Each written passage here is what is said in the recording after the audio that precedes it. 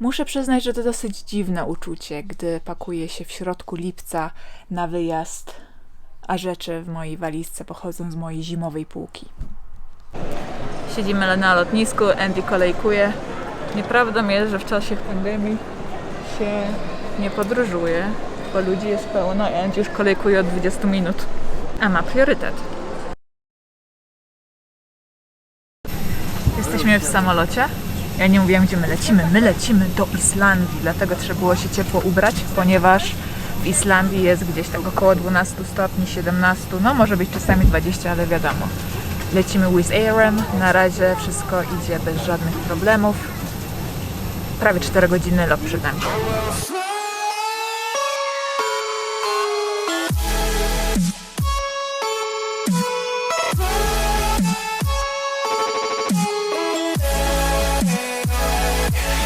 Już dotarliśmy. Lot trwał jednak 3 godziny 20 minut, nie 4. A teraz co? Teraz spędzamy noc na lotnisku. Dlaczego? Ponieważ hotel tam obok za noc kosztuje gdzieś 1200 zł, a jakieś tam dalej z dali od lotniska kosztują gdzieś 500 zł i stwierdziliśmy, że będziemy z knurusami i nie wydamy tyle kasy na parę godzin spania, ponieważ o 8 musimy odebrać nasz mały kamperek, więc stwierdziliśmy, że po prostu przekimamy się na lotnisku. A jeżeli chodzi o wlot do Islandii, to odbyło się to bez większych problemów. Obecnie mamy 13 lipca. Żeby wjechać do Islandii, trzeba wypełnić taką deklarację, dostaje się kod kreskowy, no i trzeba być albo szczepionym, albo trzeba sobie zrobić test. No i w Gdańsku, zanim nas wpuścili na pokład, to sprawdzili, czy mamy tą islandzką deklarację wypełnioną, a jak już wlecieliśmy tutaj, to ponownie patrzyli, czy mamy tę deklarację i też sprawdzali, jak to się nazywa, ten paszport covidowy. Wszystko zeskanowane, pyk, pyk i już możemy śmigać po Islandii, ale to dopiero jutro, bo tak, siedzimy na lotnisku. Niestety na tym lotnisku nic się totalnie nie dzieje, wszystko jest zamknięte, a mnie wziął teraz taki głód, że byłabym nawet skłonna zapłacić te lotniskowe ceny, tylko żeby coś zjeść. Myślałam o McDonaldzie, ale potem sobie zdałam sprawę, że w Islandii nie ma McDonalda. Kiedyś było, ale chyba po tym krachu w 2008 czy jakoś tak zamknął się, więc nie ma Maka i ogółem nie ma nic obecnie na tym lotnisku, więc będziemy sobie tak siedzieć. Przeżyliśmy noc, jest za 26. Cały czas właściwie było tak jasno, bo tutaj teraz nie ma nocy. Tu mam moje stanowisko. Mam kołdarkę, bo zapomnieliśmy wziąć śpiworów. Andy tam jeszcze śpi.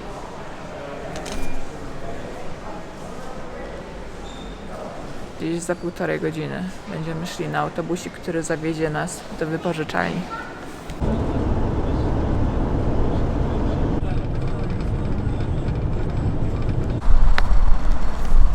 To będzie nasz samochód. Szukamy teraz różnych uszkodzeń i tak dalej, żeby zaznaczyć na karteczce, żeby nie zwalili na nas, jak będziemy zwracać. Ale zdaje się, że jest w całkiem dobrym stanie. Niestety ja będę musiała prowadzić.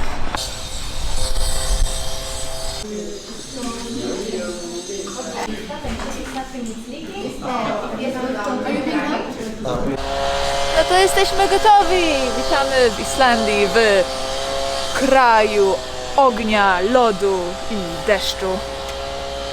Ognia, bo wulkany, lód, ponieważ 11% tego kraju jest pokryte lodem, znaczy lodowcami, a deszcz, bo cała nadchodząca prognoza jest po prostu deszczowa. Tak wygląda nasz samochód, ale myślę, że zrobimy samochód clips, jak się trochę bardziej z nim zapoznamy. Ale tak na razie wygląda wnętrze. Tu będziemy spać. Ledwo wyjechaliśmy i już widzimy, że tutaj mamy na szybie o takie dziurki. I nie wiemy, czy trzeba to zgłosić, czy nie. Ogółem mi przypadł zaszczyt prowadzenia, więc tak, będzie stresowo. Dobrze, że przynajmniej nie jeździ się tu po lewej stronie, bo kiedy? Do 68 w Islandii jeździło się po lewej, więc całe szczęście zmienili na prawo, więc nie powinno być takiej tragedii, ale na przykład nic nie widzę, co się na tyle dzieje, ani tam po bokach, więc nie wiem, na czuję wszystko trzeba robić. Ja wiem, że to pewnie nic strasznego, ale ja już panikuję, no bo bo tak.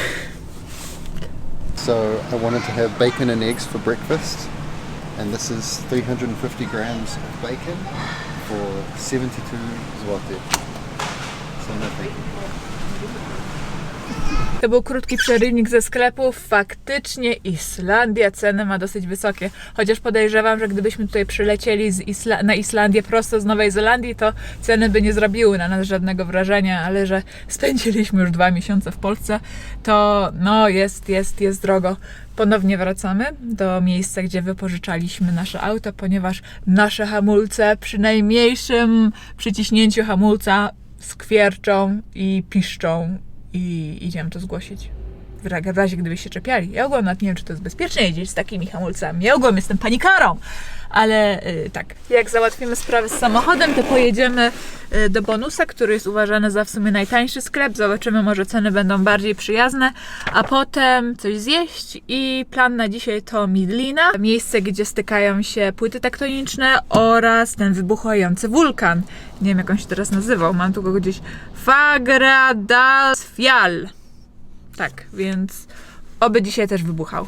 Samochód sprawdzony, jak zawsze. Nic nie było, to my się czepiamy, on nic nie musiał robić. Ale teraz jak jedziemy, to już te hamulce nie piszczą jak Japonka na pornolach, więc jednak chyba coś zrobił. Takie to jest robienie nas w bambuko. Chcieliśmy pójść na śniadanko do Domino's, bo w Nowej Zelandii poznaliśmy Domino's jako tanią jadłodalnię, gdzie pizza kosztowała $5. Tutaj jedna duża pizza 120 zł. Dziękujemy. Teraz czekamy, aż się bonus otworzy, ponieważ otwiera się o 11, a mamy 10:50. Najważniejszy dział, słodycze. We just finished up at Bonus. For breakfast we got a baguette, cheese, salami. On the way though, doesn't seem that interesting. I guess the geography is kind of cool because it looks like there are lava fields all around us that are overgrown with moss.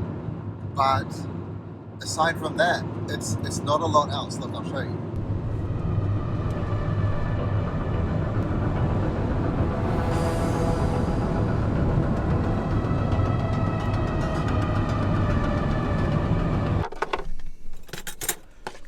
Dojechaliśmy na miejsce pierwszej lokalizacji, ale najpierw śniadanie w naszym pięknym tyle samochodu.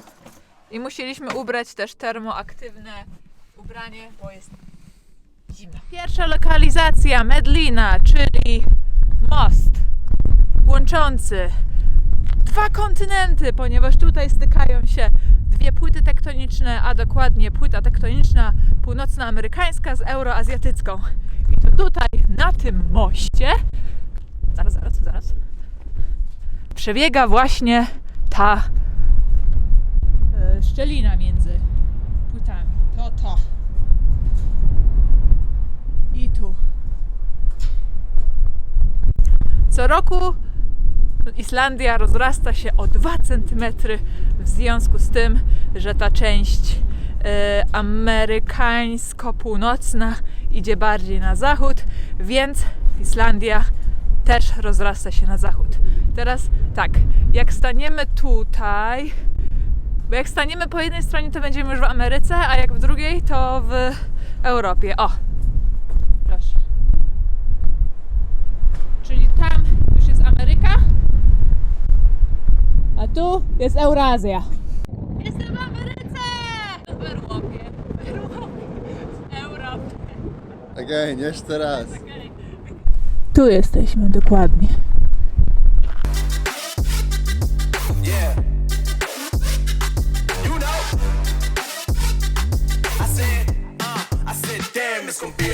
Będziemy ogarnąć ten wulkan, co sobie wybucha i lawa z niego wypływa. Oby miał dzisiaj aktywny dzień, bo podobno nie zawsze ma dzień spektakularny, czasami po prostu siedzi i nic nie robi.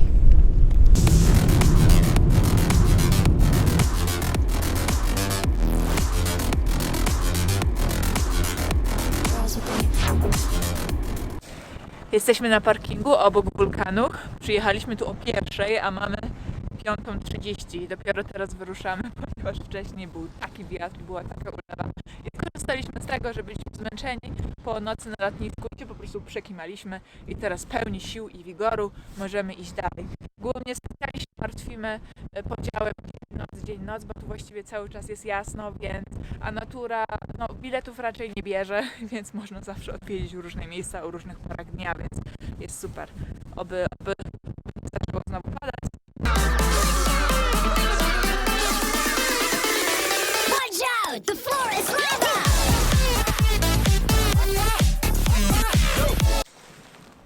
No i jesteśmy przy polach lawowych. Niestety nie ma czerwonych, świeżutkich, ale nadal jest tu taki zapach, jakby ktoś strasznie dużo zapałek tutaj odpalił. Więc to jest jakby to lava fields, a gdyby pójść tam, to tam jest widok na ten wulkan, który ciągle wybucha. Teraz zapomniałam nazwę. Fagradalsfjall.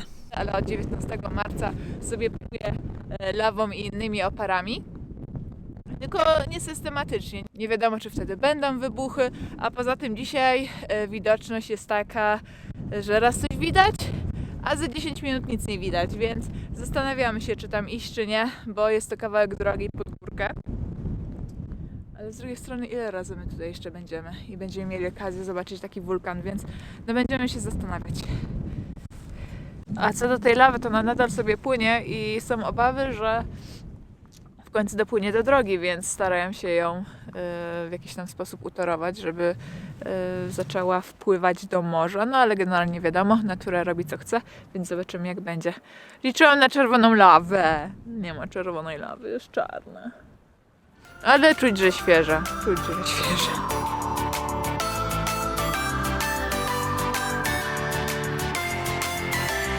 Watch out! The floor is lava!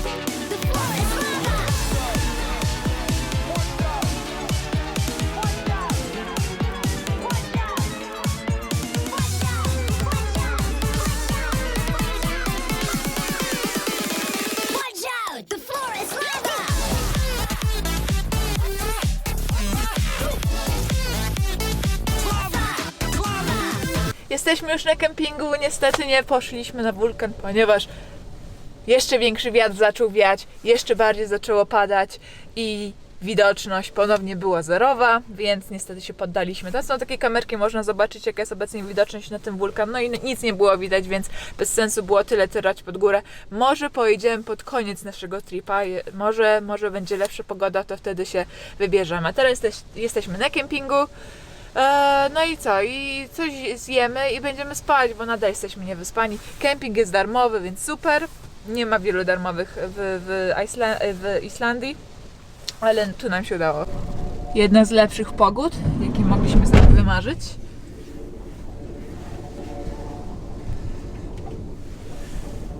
A ci biedacy tam pod namiotami. Nie widać, ale tam są 3 namioty, a widać już. Korzystając z wolnego czasu, bo czekam aż Andy przyniesie instant supki, to powiem tak, że jesteśmy tutaj jeden dzień, ale jak tutaj tak wygląda lato, to ja jestem pełna podziwu dla ludzi, którzy tutaj mieszkają, bo co tu się od Janie Pawla, to jest jakaś masakra. Zimno, wieje, deszcz na zmianę, rękawiczki, czapki, 4 warstwy na sobie z termoaktywną bielizną i nadal jest mi zimno, więc matka, a ja nie jestem jakoś specjalnie ciepłolubna, więc nie narzekajmy na polską pogodę, bo tutaj, ojejciu, nie wyobrażam sobie, szczerze mówiąc, tutaj żyć. Jest jedzenie! Jest jedzenie! Damn, it's gonna be a long night. Yeah.